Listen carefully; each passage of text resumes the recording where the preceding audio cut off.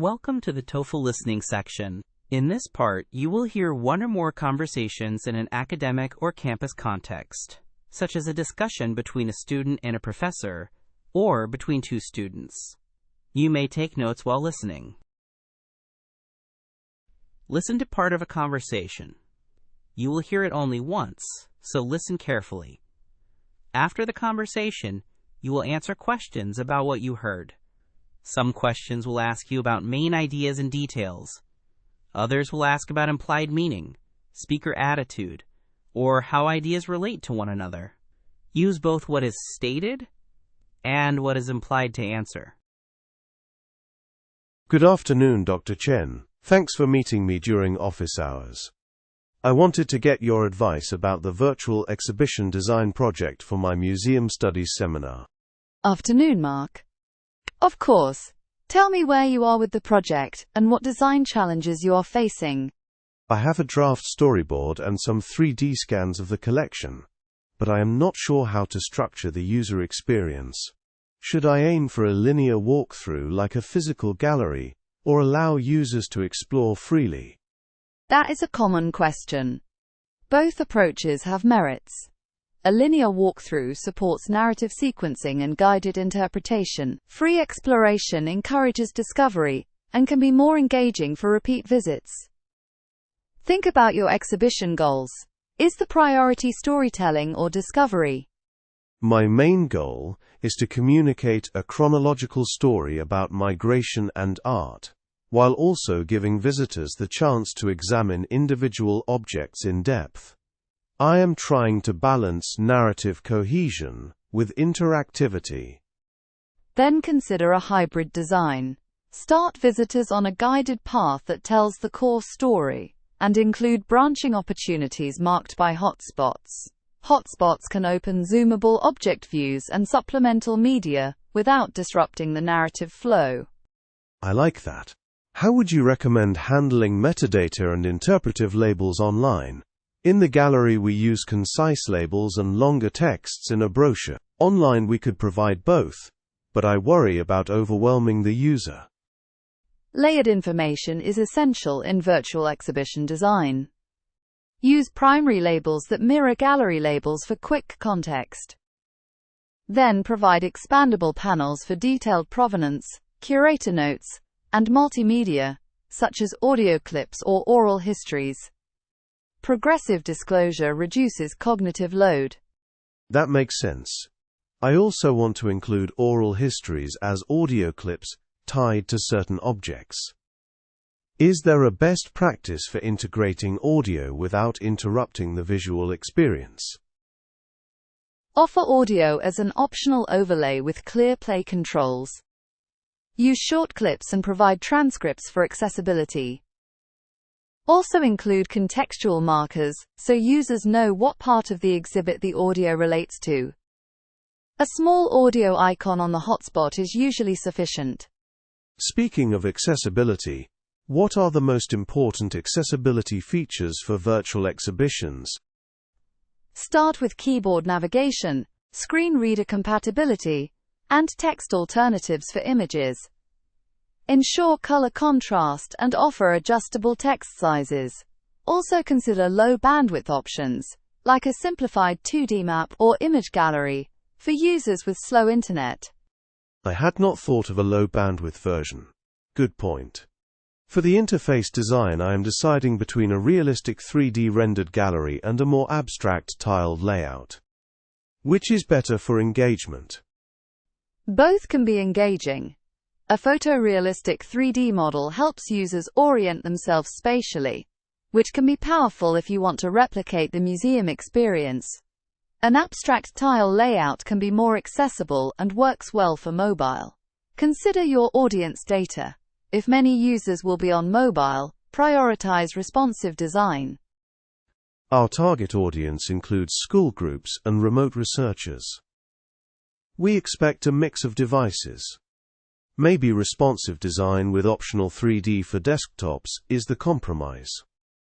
Exactly. Offer device-specific experiences.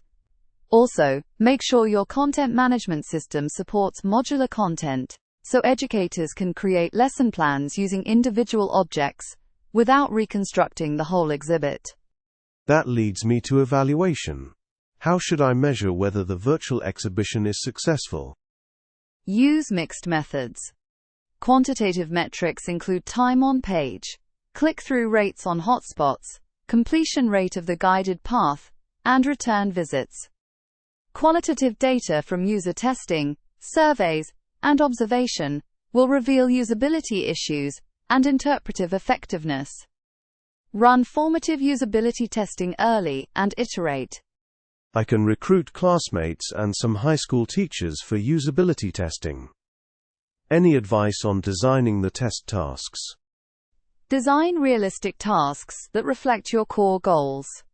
For example, ask participants to find the provenance of a specific object, to follow the migration narrative, and to locate and play an oral history clip. Observe where they hesitate and whether they use the layered content. Keep tasks short and focused. Great. I also worry about copyright and rights clearance for multimedia. We have photos from the archives, but some oral histories need permission. Rights clearance is crucial. Document permissions in your metadata and include usage statements. For oral histories, get explicit informed consent for online publication. If rights are uncertain, consider excerpts or link to restricted content that requires authentication. One last question. For storytelling, I plan to use curated pathways named by theme. Do themed pathways interfere with the chronological story I described earlier? Themed pathways can complement chronology. Offer a primary chronological path and secondary themed pathways such as materials, artists, or community responses. Allow users to switch paths. Cross-linking between pathways encourages deeper engagement without losing the main narrative. This is really helpful. To summarize, I should use a hybrid guided and exploratory structure. Layered metadata. Optional audio with transcripts. Responsive design with low bandwidth options. And mixed method evaluation. And handle rights carefully. Yes. Also document your design decisions in the project brief, and include accessibility and evaluation plans. Bring me your storyboard and user tasks next week, and we will review the prototype together. Thank you, Dr. Chen. I will prepare the storyboard and recruit testers for usability sessions. I appreciate your feedback. You are welcome, Mark. I look forward to seeing your prototype.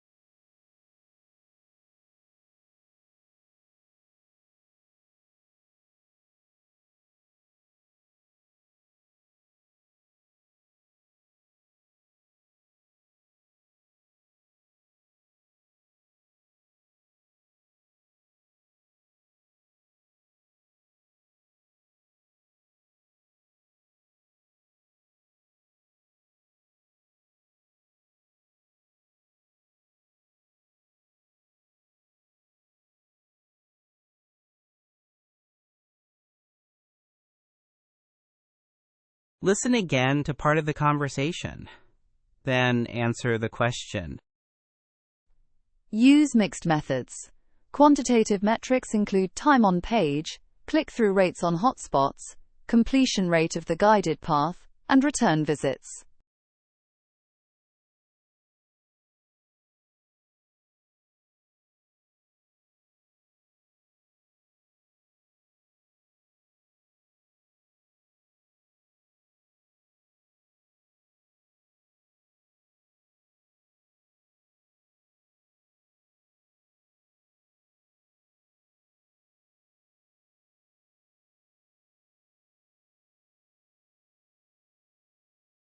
This concludes the conversation portion.